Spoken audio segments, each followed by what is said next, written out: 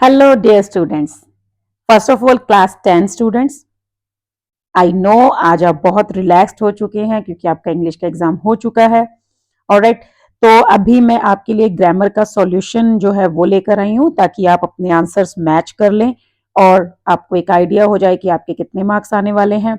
Apart from that, my dear class 9 students, आप भी अब रेडी हो जाइए क्योंकि आपका एग्जाम कुछ ही दिनों में होने वाला है। तो 10th क्लास का जो पेपर है वो आपके लिए भी बहुत हेल्पफुल होगा, तो मैं उसका ग्रामर का सॉल्यूशन जो है वो स्पेशली क्लास 9 के स्टूडेंट्स के लिए अपलोड कर रही हूँ क्योंकि क्लास 10 वालों का तो एग्जाम हो गया, so that's over. Class 9 students, जैसे कि मैं हमेशा कहती हूँ कि this is not the 9th class but this is pre 10th. Okay, so you should have an idea what kind of questions will be going to means come in your exam, final exam, when you will appear for the board examination in class 10. Okay, so बहुत ज़्यादा time तो आप लोगों के पास भी नहीं है। With in 1 month आप जो है क्लास 10 में प्रमोट हो जाएंगे, उसके बाद फिर आपको भी वही सेम जो शेड्यूल है वो फॉलो करना पड़ेगा। तो इसीलिए ये ग्रामर का जो सॉल्यूशन है इसको ध्यान से देखिए, आपको पता चल जाएगा कि किस टाइप का पेपर आने वाला है, किस टाइप के क्वेश्चंस आते हैं, और 9th में भी आपको कुछ इसी टाइप के क्वेश्चंस देखने को मिलेंगे। ठीक है, तो चलिए स्टार्ट करते हैं आज की वीडियो। फर्स्ट ऑफ ऑल, ये जो है आपका paper 213, set number 213, then 212 and 211 जिनका था, ये उसका सॉल्यूशन है। So, as you all know, we are to attempt any 10 out of 12. So, first question is fill in the blank by using the correct form of the verb in the brackets for the given portion of a letter. Thank you for dash my application. I look forward to working in your organization. देखिए, एक तो यहाँ पे simple आपको एक चीज मैंने पहले भी बताई हुई है, we always use first form with to, but if it is look forward to then we use ing. तो यहाँ से ये आपको कंफर्म हो गया होगा कि यस मैम सही बताते हैं। Thank you for dash my application, अब आप देखिए, thank you for consider, thank you for consideration, thank you for considered, और thank you for considering. So obviously thank you for considering my application, so considering is the correct answer. Next one is of subject verb, sorry, this is not of subject verb agreement, but this is of tense and especially when it is of passive voice.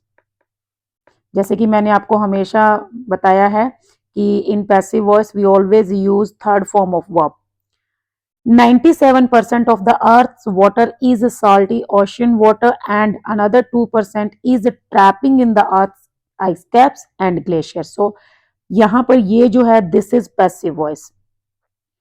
Another 2% is trapped. ठीक है, so trapping is the error क्योंकि ये कोई ऐसा काम नहीं है जो कंटिन्यूसली हो रहा है, ये जो है बता रहा है कि जो अनदर 2% है वो ऑलरेडी ट्रैप्ड है। ठीक है, सो इज ट्रैप्ड होगा।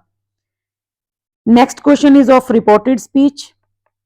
अच्छा, यहाँ पे मैं एक चीज आपको बता देती हूँ, मैंने अपने चैनल पे 2 वीडियोस जो हैं इससे पहले रिसेंटली 2 वीडियोस अपलोड की हुई हैं, 60 very important questions and 60 very important questions की 2 वीडियोस हैं सेम ऑलमोस्ट।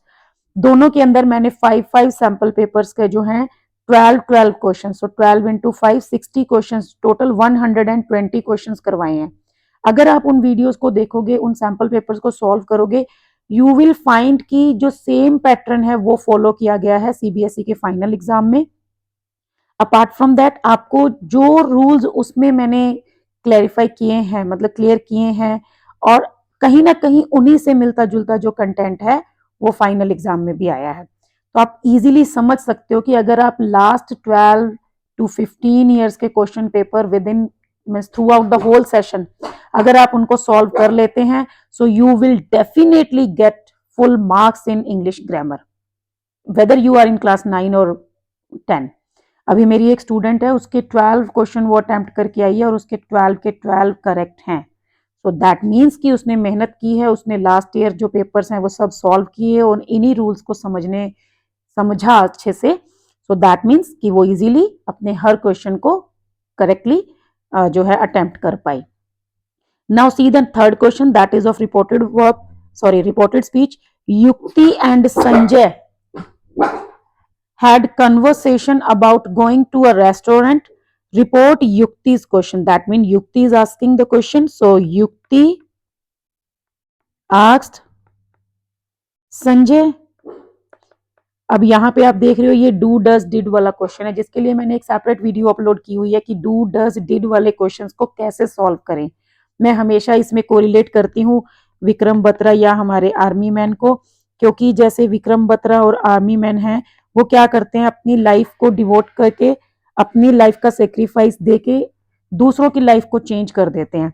सो यहाँ पर जो डू डज और डिड हैं वो खुद का सेक्रीफाइस करते हैं, दैट मीन्स वो एलिमिनेट हो जाते हैं और उनकी जगह पे जो फॉर्म है वो चेंज हो जाती है। अगर डू डज है तो फर्स्ट फॉर्म सेकंड में चेंज होगी, अगर डिड है तो second form will change into had plus third form. So Yukti asks Sanjay, the question is beginning with the helping verb, so we will use if. This change into that, if that restaurant, then does will be deleted and serve will become served. Served good South Indian food, बाकी same रहेगा। Next question देखिए, मैंने आपको last हर video में बोला है कि within 10 seconds you will be able to solve this kind of questions and it will save so much time also. First of all आप देखिए कौन सा पोर्शन है, she can manage, manage manage वाला है ना, सो ये वाला, are you sure you can manage. अब आपको देखो सिंपल दो कीवर्ड है are and can, is am are change into was were and can change into could. अब आप देखिए कौन सा ऑप्शन है जिसमें ये दोनों हैं, वॉज एंड कुड। इसमें इज है रॉन्ग, इसमें कैन है रॉन्ग, इसमें वॉज है लेकिन कुड नहीं है तो रॉन्ग। ये ऑप्शन है जिसके अंदर दोनों है। If she was sure she could manage, so B is the correct answer. अगर आपने इतना भी सीख लिया ना तो भी आप अच्छे से आंसर्स को जो है ट्रेस कर पाएंगे, specially in MCQ type questions. Next question देखो, ये इस टाइप का क्वेश्चन दोनों ही सेट्स में, मतलब जो लास्ट मैंने 60 क्वेश्चंस की वीडियोस अपलोड की हुई हैं उन दोनों में एक एक क्वेश्चन जो है वो इस टाइप का है। एक असेस वाला क्वेश्चन था जिसमें assess, access and accent option था। ऐसे ही सेम देखो ये आया हुआ है माइग्रेट, इमिग्रेट और emigrate. Each year thousands of birds. अब आपने साइंस में, एसएसटी में कहीं तो ये पढ़ा ही होगा कि बर्ड्स जो हैं वो हमेशा क्या होता है, वो माइग्रेट करते हैं ना। सो ऑब्वियस आपको विद इन 10 सेकेंड्स इसका आंसर जो है वो पता चल जाएगा, that is migrate. Next question is tell us much about your project. So tell us much about your project, ये आपने क्लास में अपने टीचर्स को भी कहते हुए सुना होगा कि टेल मी मोर, ओके, इस टाइप से। तो simply much is the error and more is the correction. Next question is 7th question, जिसमें मैं हमेशा बोलती हूं try to replace the words given as errors with the corrections given, okay, then you will be able to find out the correct option. So first of all, see, if we replace teenage with teenagers, so teenagers and children, so यहाँ पर क्या होगा, दो words का meaning जो है वो refer करेगा बच्चों को, तो टीनेजर्स भी बच्चे हो गए और चिल्ड्रन भी बच्चे हो गए, तो यहाँ पे ये तो हो नहीं सकता, सो टीनेजर्स रॉन्ग हो गया।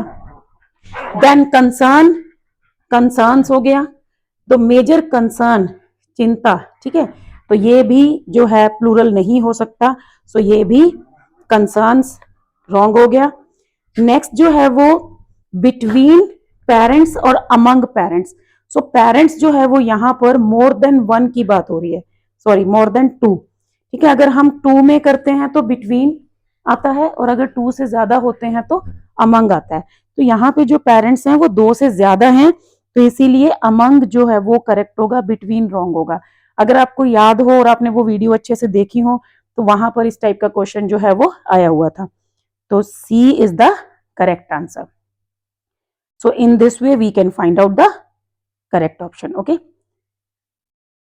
Next question 8th, yesterday, yesterday is the keyword talking about past, so second form। Tanu walk to the park, एक ऑलरेडी हिंट दे दिया है, and enjoyed, to enjoying is wrong because looking forward to कहीं नहीं है। did enjoyed is wrong because did के साथ we always use first form। will enjoy is also wrong because this is of future tense, so एक ही option बचता है, that is enjoyed। मैं हमेशा बोलती हूँ या तो एक करेक्ट ऑप्शन ढूंढ लीजिए या फिर 3 इनकरेक्ट ढूंढ लीजिए। तो यहाँ पर अगर आप एक करेक्ट नहीं ढूंढ पा रहे हैं, अगर आपको डाउट है कि इंजॉयड या कुछ और, तो आप सिंपली देखिए 2 के साथ आईएनजी नहीं लग रहा, डिड के साथ इंजॉयड सेकंड फॉर्म नहीं लग सकती, 2 तो रॉन्ग हो गए। विल इंजॉय क्यों नहीं हो सकता? क्योंकि यहाँ पे आपको कीवर्ड मिल गया येस्टरडे एंड एक सेकंड फॉर्म ऑलरेडी आई हुई है, so enjoyed is the correct answer. Next one is of reported speech. Bhavna told Sohail, that means this part we are to change. Bhavna told Sohail that already आपको दे दिया है. You are to change I, then finished and yesterday. I, first person according to Bhavna. She, finished, second form, change according to had plus third form. So she had finished, then the project, yesterday change into the previous day. So this is the correct answer.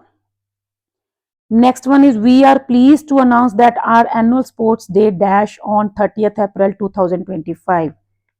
Clear है, बिल्कुल future का time है। So future होगा तो या तो will be held होगा या फिर टू बी हेल्ड होगा, लेकिन यहाँ पर टू बी हेल्ड नहीं आ सकता क्योंकि फ्यूचर की बात हो रही है। सो विल बी हेल्ड जो है that is correct, had been held और इज हेल्ड वो रॉन्ग है। ठीक है, next one 11th question is, let's join hands, cultivate conversation sorry conservation and dash a greener tomorrow for generations to come. देखो, join, cultivate, ये दोनों hint दे रहे हैं कि आपको फर्स्ट फॉर्म का यूज करना है। सो एंश्योरिंग, एंश्योर्स और एंश्योर्ड, एंश्योर, ये फर्स्ट फॉर्म है। ठीक है, so this is the correct answer. Last question is, identify the error and supply the correction for the following note is in an air purifier's instruction manual. The plug should fit up to the outlet. यहाँ पर जो है एक up to ऐसे space दे के up to भी हो सकता है, but according to me it is into. So up to is the error and into is the correction. The plug should fit into the correction. Okay, sorry, fit into the outlet. If it doesn't fit, do not force it in. यहाँ पर ये जो in है ना, ये भी एक hint दे रहा है कि यहाँ पर into होना चाहिए. So this is all for today's video.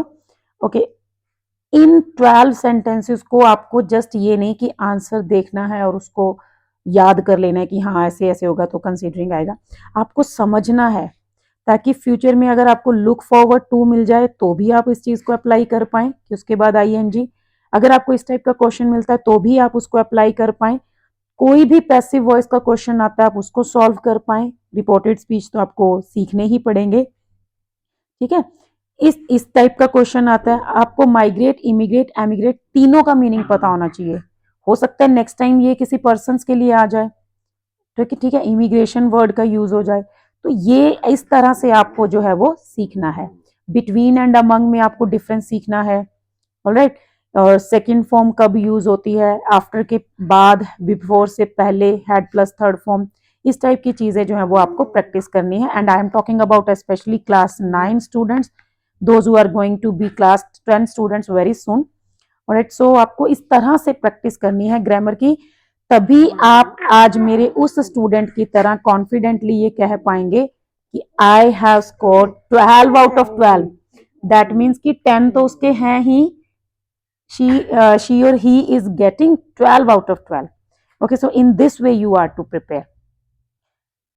ठीक है, और भी वीडियोस मैं अपलोड करूंगी। ठीक है, I hope you will learn very well and my next batch is going to pass with flying colors, means they will be I hope, okay, I hope and I am sure कि वो जो है finally जो है मतलब English में बहुत अच्छे मार्क्स जो है वो स्कोर कर पाएंगे। So thank you, all the best.